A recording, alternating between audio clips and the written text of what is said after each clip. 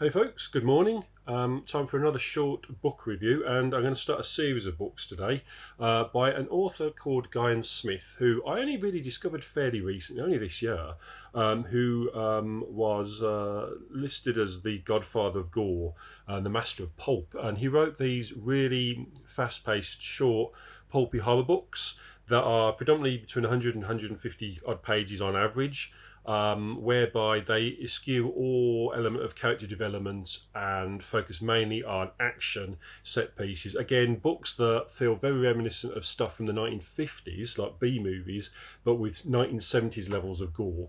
And the book that made him, dare I say, famous is a book called Night of the Crabs, which was released in 1976. It wasn't his first book, but it was the first book he wrote whereby he could use the title of the book as a dedication to himself as an author. He was the author who wrote Night of the Crabs going forwards. And it's the book that made him, or gave him a career, a platform, rather than just books that he wrote which didn't particularly do well.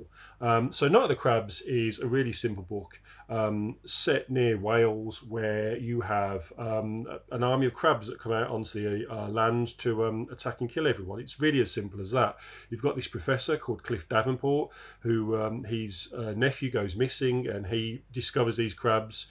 He meets a woman called Pat who helps him. Things like the characterizations are really simple. Him and Pat literally meet in this hotel over breakfast, and by the time they get to the beach, they've already fallen in love. They there's a hilarious bit where they're basically making love on the beach within like an hour of meeting each other, and then straight after Cliff's like, right, we've got to keep an eye out for those crabs. Nothing like romance, is there? So it's very wafer thin in terms of character and development, but in terms of action, in terms of style, it's very readable. It's very fast paced. It's got some great scenes of gore. These crabs are awful, horrendous creatures. If you like monster movies, and you want something that's fast paced, I think you'd enjoy this. It's deceptive in its length because most of these chapters are broken down with chapter pages that are either blank or with pictures of crabs. In total, I counted, and yes, I counted 109 pages of book here. So it is a short book. It's a wafer thin experience. You'll be able to read this in a day. Some people who've got voracious reading appetites will be able to read this in like an hour or so.